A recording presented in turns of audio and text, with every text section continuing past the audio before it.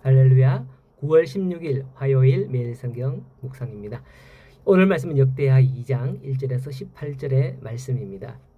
오늘날 우리나라가 지방자치 시대가 되어 지자체장들은 자기 이름을 내고 공적을 세우기에 급급한 그런 면들이 많습니다. 그래서 가끔 뉴스에 보면 부실한 공적들에 대해서 지적하기도 하죠. 왜 그런 문제가 발생하냐? 자기 이름을 내기 위해 했기 때문이죠. 창세기에도 보면 바벨탑 사건 아시죠? 바벨탑을 쌓을 때 사람들이 자기 이름을 내고자 했기 때문에 하나님께서는 그들을 온 지면에 흩으셨다고 그렇게 나옵니다. 오늘 본문에도 보면 솔로몬이 성전을 짓는데요. 1절에 솔로몬이 여호와의 이름을 위하여 성전을 건축했다라고 합니다. 솔로몬의 성전 건축은 여호와의 이름을 위함이었다라는 것을 분명히 밝히고 있죠. 이름이란 그 이름으로 불리우는 대상이 가지는 속성과 존재 그 자체를 가리키는 말입니다.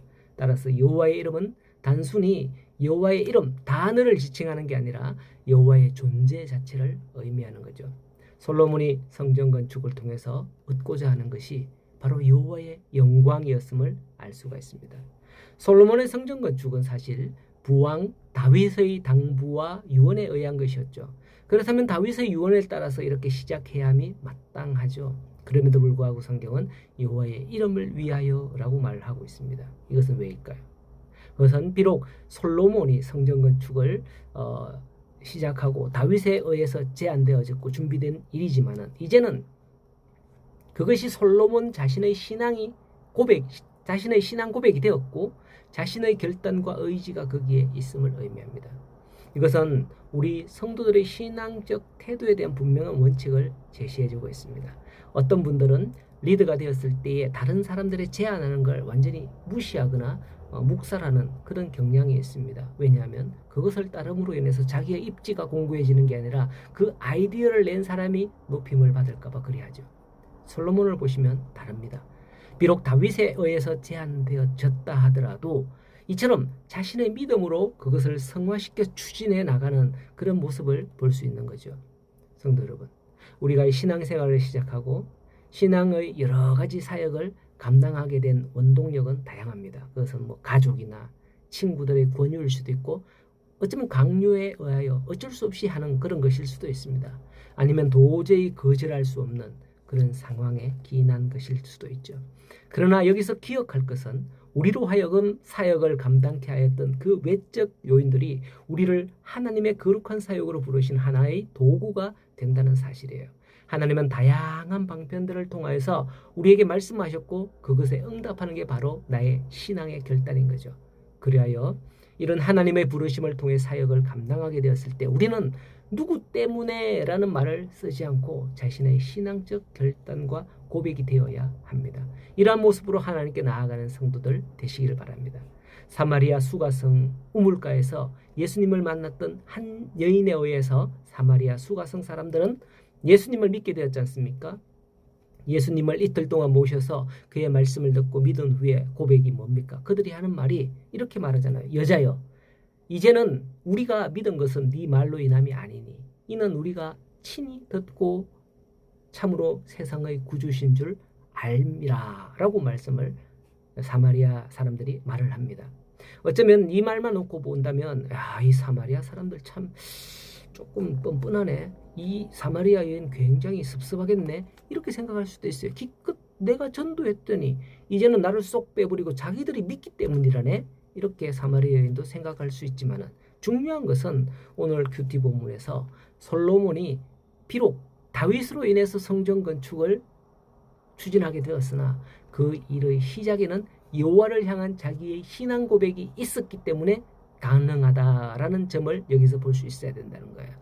아무리 다윗이 성전 건축을 해라 하고 다 준비해놨다 하더라도 솔로몬을 그걸 딴 데 홀딱 다 써버리면 그냥 끝이잖아요. 예.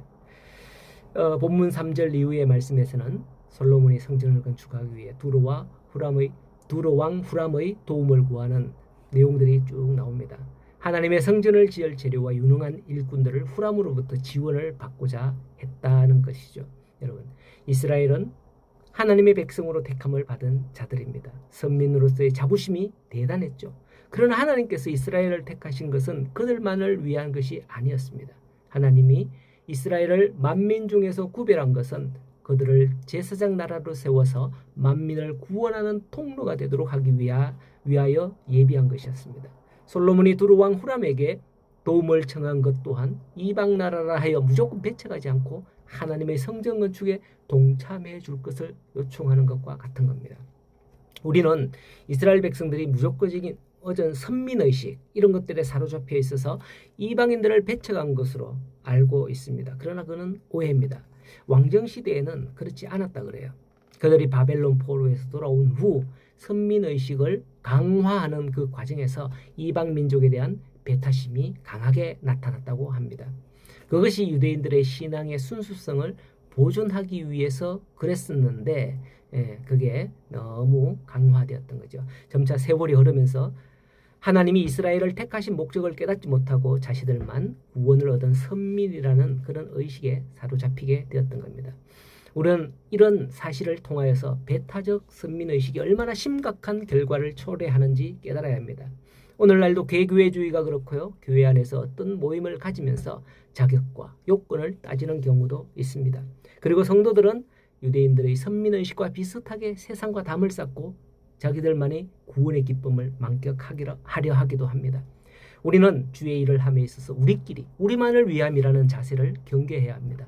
만약 우리가 우리끼리 또는 우리만이라는 의식을 가져 사로잡혀서 세상 사람들을 배척한다면 하나님의 영광을 위해서 아무것도 할 수 없을 거예요. 세상에 하나님의 이름을 드러낼 때에 하나님의 영광 받으십니다. 많은 자들이 이방 나라들이 주께로 돌아오게 되는 것이죠. 오늘날도 우리가 세상에서 하나님의 영광을 드러내는 삶이 어떤 삶인지 고민하고 그 신앙으로 살아가는 우리 성도들이 되기를 간절히 소원합니다.